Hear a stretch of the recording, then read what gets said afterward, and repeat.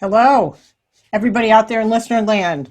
Jill here from TSC Talks. Welcome to the second episode of TSC Talks weekly updates. I promised that I would shower down love and positivity. You can see it right here. Put it in my screen in the background so I can remember to stay focused on that, because you know what? I'm not having the best day. I will put that out there right now. Things have happened today that haven't been great.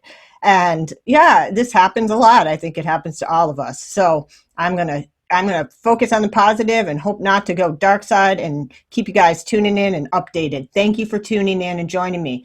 I put this background here because I talked to a guest whose business is called Forest Medicine Coaching. I might mention a little bit more about her in this little chat, but I thought that it was pretty cool and I really like it. So I have fun with the background. So I hope you like it too. Anyway, so currently on the podcast, I think I'm just going to run through what we got going on now and then just talk a little bit about what's coming up and anything else that comes to my mind. I'm trying to stay positive.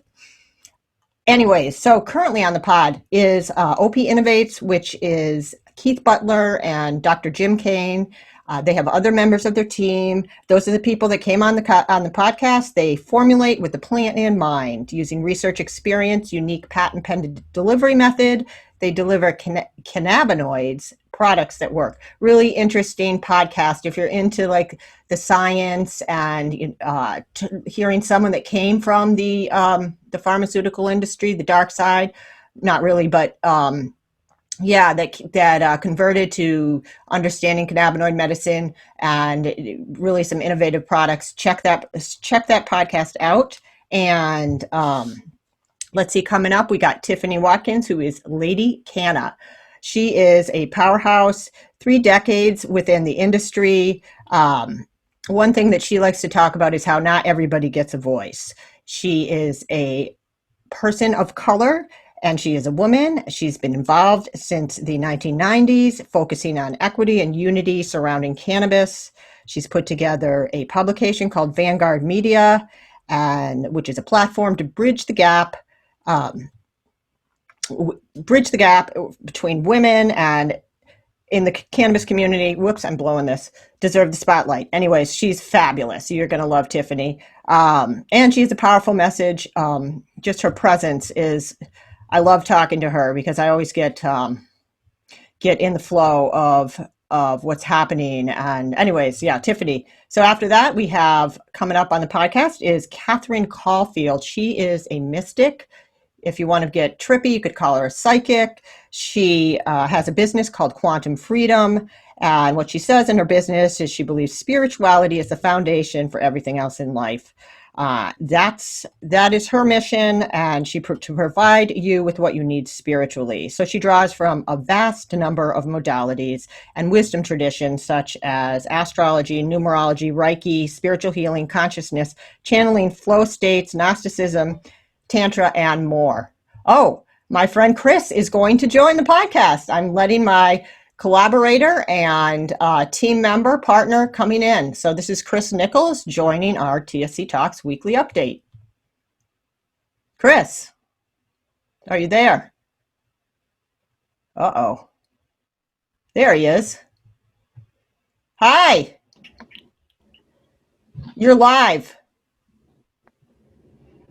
That's good to know. Welcome. Welcome to my update. I was just running through my guests, trying to stay positive and talking a little bit about what has been going on. So what do you want? So Chris has been I don't want to say the brains, because he definitely is the brains, but we have brains too. So we all, he keeps us organized and just forward thinking and business minded. Not really sure what else I can say about Chris. He's really awesome. So Chris, do you have anything to say to our listeners on this Wednesday afternoon? Nothing in particular, but just before I came on, I was looking at the news, and I see that Trump has put out another general statement that going forward, he's going to ban all discussions of inherent social inequality, I think it is. I'm What? not sure what he really means. He started on this whole thing about um, uh, academia teaches too much, that there's inherently oppressed people and unoppressed people and oppressors, and that's no longer allowed. And I think part of the underlying theme um, for TSC Talks began with there's a lot of oppressed populations. It may be by accident, it may be by intent, but inequality is sort of a thing that has always existed in society, and every society should attempt to eliminate some degree of that inequality, which may be because of money, race, the opinions you have, the politics. So I'm not quite sure how to implement that, but then again, I'm not quite sure how Trump implements anything. Yeah, that's going to be a tough one to implement, but it really is kind of, yeah.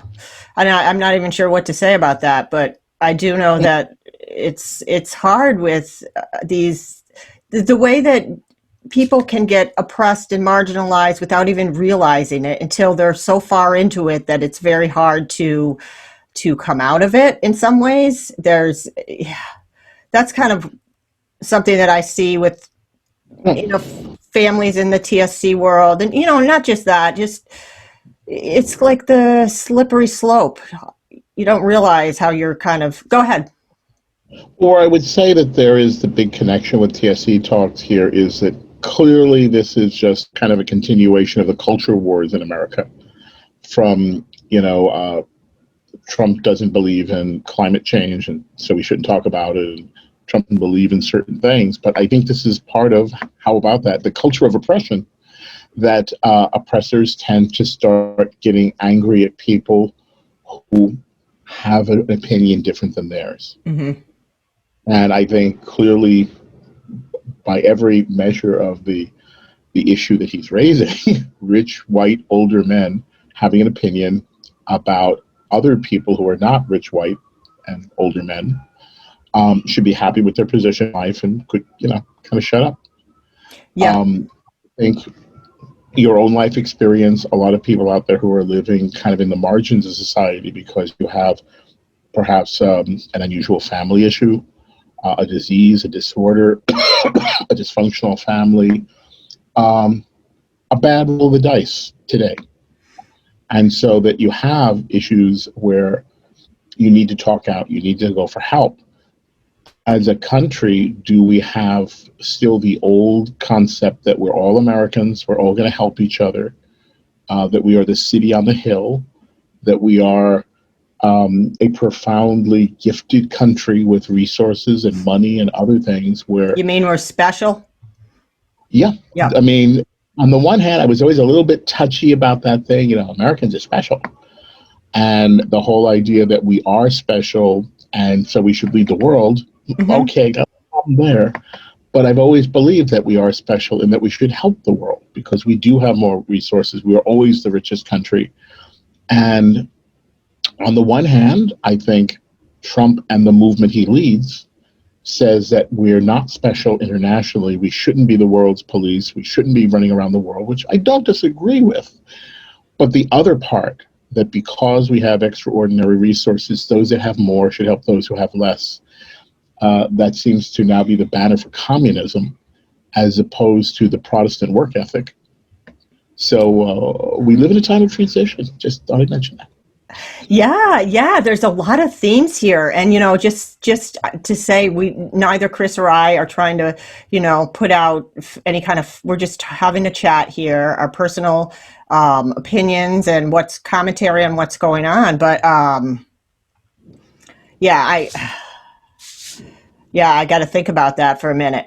This is what happens in our weekly meetings is Chris says something philosophical and we talk about it for a good amount of time, and it's been a part of the thought process of my thought. It's really helped.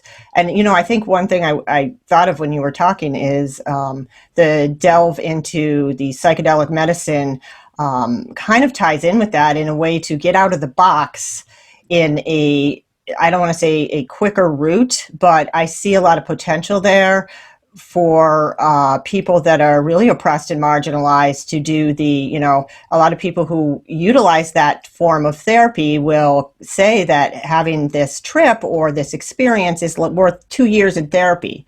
To me, that's a lot of value, and it's teaching a lot. You're learning a lot. You're being taught a lot of connectivity, and that kind of goes against a lot of the things that are going on.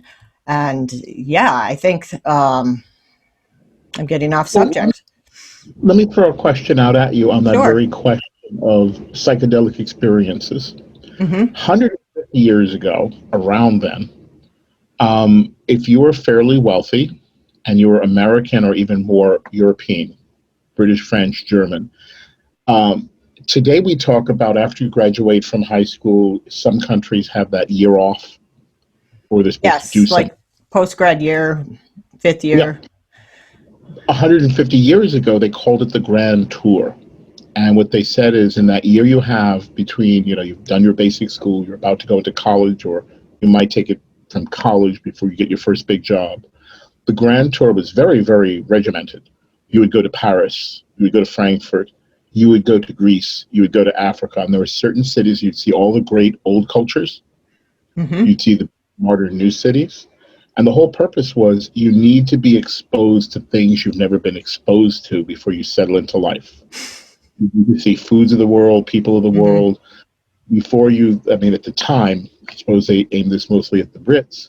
Before you think about how great and wonderful it is to be a Victorian Englishman, you might want to take a look at what the Egyptians did and the Romans did and the Greeks did. Right. So I think the psychedelic grand tour is the poor man's version of Yeah. do you how do you get exposed to that which is other Very before good. you become too self-satisfied in the few things in the world that you know. And I would mention that Trump hardly ever travels outside the U.S., but I think it's a very important thing. Thanks. Yeah, yeah. It is that. It's just kind of getting out of yourself and having thoughts and discoveries and connectivity. I mean, there's some research that indicates that when you do certain combinations with supplements, you actually are promoting neurogenesis. And I'm not going to talk too much more about that, the psychedelic experience, but it's pretty interesting. And there's lots of ways to step outside the box and kind of cut the disconnect from the craziness that's going on. We can exercise, we can meditate, we can go to therapy, we can go out. I don't know. There's lots of things to do, and there's nutrition, and there's all these other things we can also do to boost our immune systems and to stay positive and rain down love and positivity on each other instead of Well, crap. we've been talking a lot lately about terpenes and essential oils. Yep. And, limonene Limonene. Yep. is one of the most common sense in everything. We tend to put it in dish soap and cleaners, lemon pledge. Um, and I don't think it's been too scientifically looked at before, other than people like lemon. But since we were talking a lot about it, I was doing a little bit of research. And some of the latest research says that while you shouldn't use the term getting high off of lemons, limonene does tend to light up certain parts of the brain so well that are in anti-anxiety, that would take you out of depression, that some people get so happy from it in larger Really. quantity. Like lemon pledge isn't exactly the best expression of pure essential oils, but some people get so happy from it, it is almost a euphoric experience. Interesting. Not And sure how much lemon you have to huff to get there. well, I think it's these things that aren't in a pill bottle in our medicine closet that we can start to explore a little more and get out of the just this one way of thinking about it. And we're gonna go off in a minute, but yeah, the terpenes I find as something that I didn't really know, and they're not just in cannabis; they're in Yeah. like a lemon or an orange peel. I mean, all these things that we have in nature that we are starting. There's more people kind of going down those roads now. That's what I see. And that's, to me, that's a real positive takeaway, is we're pushed a little bit now. We're stretched. We can't do the things we used to do. And there are certainly multi-billion-dollar essential oil companies today that are talking more about, when you go past it smells nice, there's some really, really strong effects from these things. Yes. So maybe that could be an interesting arc on TSC talks later on. Yeah. Talking a little bit more about essential oils, the things you can get a hold of that are common, that can lead to a little bit of happiness when you need that one day. Right. And again, not everybody has to go on a psychedelic trip. First of all, I was talking about microdosing, and it doesn't have to necessarily be psilocybin. It could be cannabis. It could be other things. And beyond that, just terpenes. I mean, it does a run. Yeah. A hug. I think I think we've gone to 3:15. Mm-hmm. So I think we're done. Chris, Okay. thank you so much. All right. Bye, everybody out there. Chris Nichols, we'll see you next week. Same time, same bat place. Bye. Oh, bye now.